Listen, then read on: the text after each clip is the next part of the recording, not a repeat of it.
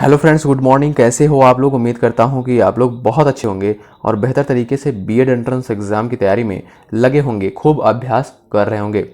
साथियों, आज की इस क्लास में हिंदी के टॉप क्वेश्चंस को डिस्कस करने वाले हैं जो कि बहुत इंपॉर्टेंट हैं।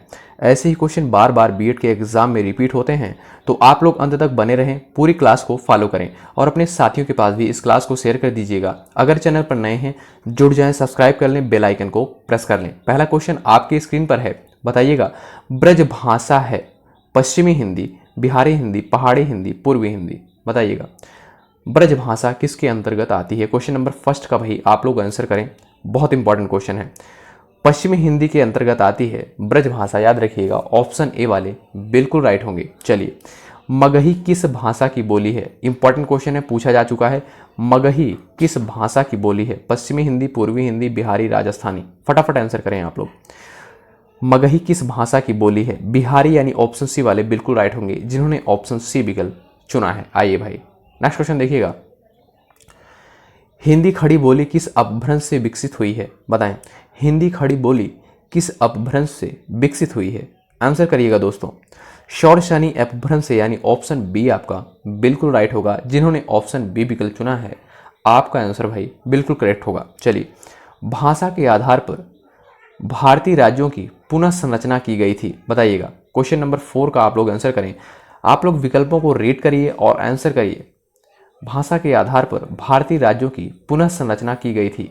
1956 वाले बिल्कुल राइट होंगे जिन्होंने ऑप्शन सी विकल्प चुना है। आइए, किस तिथि को हिंदी को राजभाषा बनाने का निर्णय लिया गया? फटाफट आंसर करें दोस्तों। चलिए, किस तिथि को हिंदी को राजभाषा बनाने का निर्णय लिया गया? 14 सितंबर 1949 को, जिन्होंने ऑप्शन बी विकल्प चुना है। आपका जवाब बिल्कुल राइट होगा। ये क्वेश्चन बीएड के एग्जाम में पूछा जा चुका है। साथियों, सारे क्वेश्चन बहुत इंपॉर्टेंट हैं। हिंदी की आदि जननी है, बताइए। प्राकृत, पाली, अपभ्रंश, संस्कृत। हिंदी की आदि जननी किसे कहा जाता है? चलिए, क्वेश्चन नंबर 6 का आंसर करें। संस्कृत वाले बिल्कुल राइट होंगे जिन्होंने ऑप्शन डी विकल्प चुना है। आइए, हिंदी दिवस किस दिन मनाया जाता है? फटाफट आंसर करें दोस्तों। क्वेश्चन नंबर 7 का आंसर करिएगा। हिंदी दिवस किस दिन मनाया जाता है? 14 सितंबर को, ऑप्शन ए वाले बिल्कुल राइट होंगे जिन्होंने ऑप्शन ए विकल्प चुना है। हिंदी की विशिष्ट बोली ब्रजभाषा किस रूप में सबसे अधिक प्रसिद्ध है? फटाफट आंसर करिएगा। हिंदी की विशिष्ट बोली ब्रजभाषा किस रूप में सबसे अधिक प्रसिद्ध है? क्वेश्चन नंबर 8 का आप लोग आंसर करें। काव्य भाषा के रूप में, ऑप्शन सी वाले बिल्कुल राइट होंगे जिन्होंने ऑप्शन सी विकल्प चुना है। भारतवर्ष में हिंदी को आप किस वर्ग में रखेंगे? फटाफट आंसर करिएगा। राजभाषा, विभाषा, तकनीकी भाषा, राष्ट्रभाषा। फटाफट आंसर करिएगा दोस्तों। क्वेश्चन नंबर 9 का आप लोग आंसर करें। इंपॉर्टेंट क्वेश्चन है, पूछा गया है। भारतवर्ष में हिंदी को आप किस वर्ग में रखेंगे? राजभाषा के अंतर्गत, यानी ऑप्शन ए वाले बिल्कुल करेक्ट होंगे भाई। आइए, हिंदी किस परिवार की भाषा है? चलिए, हिंदी किस भाषा परिवार की भाषा है? बताएं, फटाफट आंसर करें। क्वेश्चन नंबर 10 का, ये भी क्वेश्चन पूछा जा चुका है। हिंदी किस भाषा परिवार की भाषा है? तो ऑप्शन डी वाले राइट होंगे, भारोपी परिवार की भाषा है। ऑप्शन डी आपका बिल्कुल राइट हो जाएगा। आइए, भारत में सबसे अधिक बोले जाने वाली भाषा कौन सी है? आंसर करिएगा। भारत में सबसे अधिक बोले जाने वाली भाषा कौन सी है? चलिए, क्वेश्चन नंबर 11 का आंसर करें दोस्तों। हिंदी, यानी ऑप्शन डी आपका बिल्कुल राइट होगा। हिंदी भाषा का जन्म हुआ है। फटाफट आंसर करिएगा। हिंदी भाषा का जन्म हुआ है। क्वेश्चन नंबर 12 का आंसर करिए। अपभ्रंश से, यानी ऑप्शन डी वाले बिल्कुल राइट होंगे जिन्होंने ऑप्शन डी विकल्प चुना है। निम्न में से कौन सी बोली अथवा भाषा हिंदी के अंतर्गत नहीं आती? निम्न में से कौन सी बोली अथवा भाषा हिंदी के अंतर्गत नहीं आती? फटाफट आंसर करें दोस्तों। चलिए भाई, बताइएगा।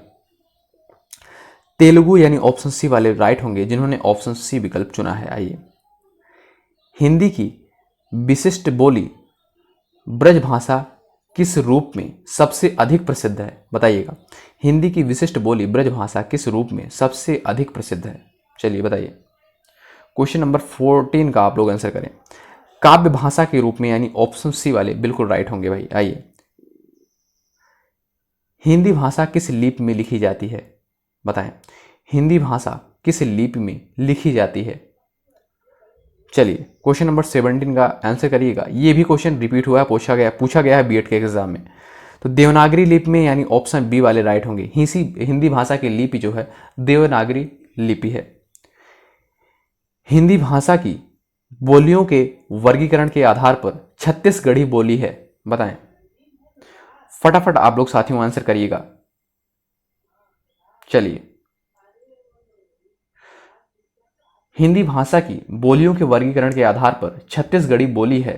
पूर्वी हिंदी, याद रखिएगा, पूर्वी हिंदी के अंतर्गत आती है। ऑप्शन डी वाले बिल्कुल राइट होंगे जिन्होंने ऑप्शन डी विकल्प चुना है। निम्नलिखित में से कौन सी पश्चिमी हिंदी की बोली नहीं है, बताएं। पश्चिमी हिंदी की बोली नहीं है निम्नलिखित में से, आंसर करिएगा दोस्तों। फटाफट आप लोग आंसर करें। क्वेश्चन नंबर 19 का आंसर करिएगा। निम्नलिखित में से कौन सी पश्चिमी हिंदी की बोली नहीं है? बघेली यानी ऑप्शन सी आपका बिल्कुल राइट हो जाएगा। चलिए, दक्षिणी भारत हिंदी प्रचार सभा का मुख्यालय कहां स्थित है? आंसर करें।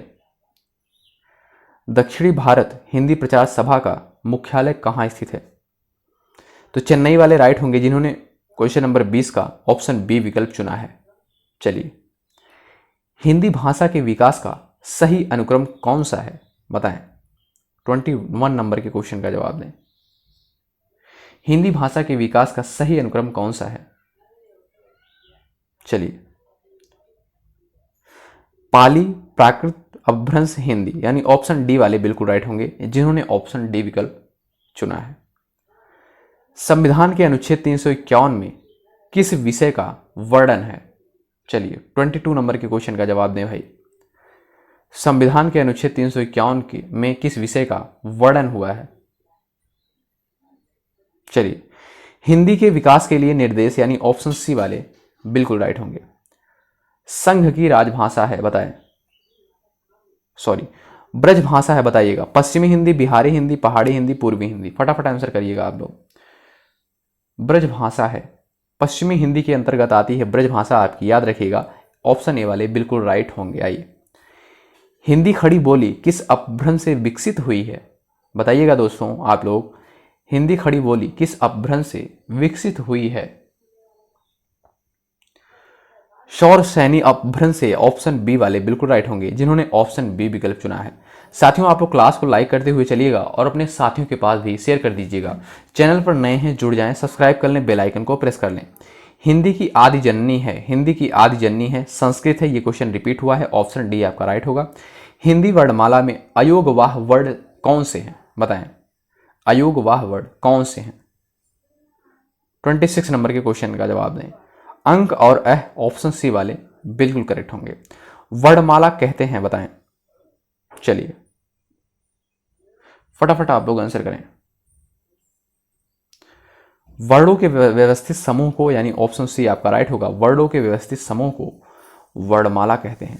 शब्द के समूह को, चलिए क्वेश्चन नंबर यहां पर देखिएगा, क्वेश्चन नंबर 27 का जो होगा आपका ऑप्शन सी राइट होगा। वर्णमाला जो है वर्णों के व्यवस्थित समूह को कहते हैं, ठीक है।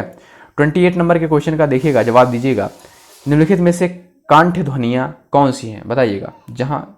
चलिए बताइएगा, निम्न में से कंठ ध्वनियां कौन सी हैं? फटाफट आप लोग जवाब देने का प्रयास करें। क और ख, यानी ऑप्शन डी वाले बिल्कुल करेक्ट होंगे भाई। स्थान के आधार पर बताइए कि मूर्धन्य व्यंजन कौन से हैं? मूर्धन्य व्यंजन कौन से हैं, बताएं।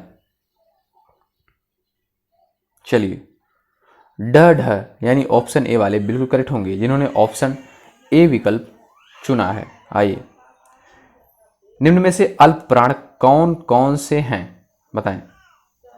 यह लास्ट क्वेश्चन है। निम्नलिखित में से अल्प प्राण कौन कौन से हैं? आंसर करिएगा दोस्तों।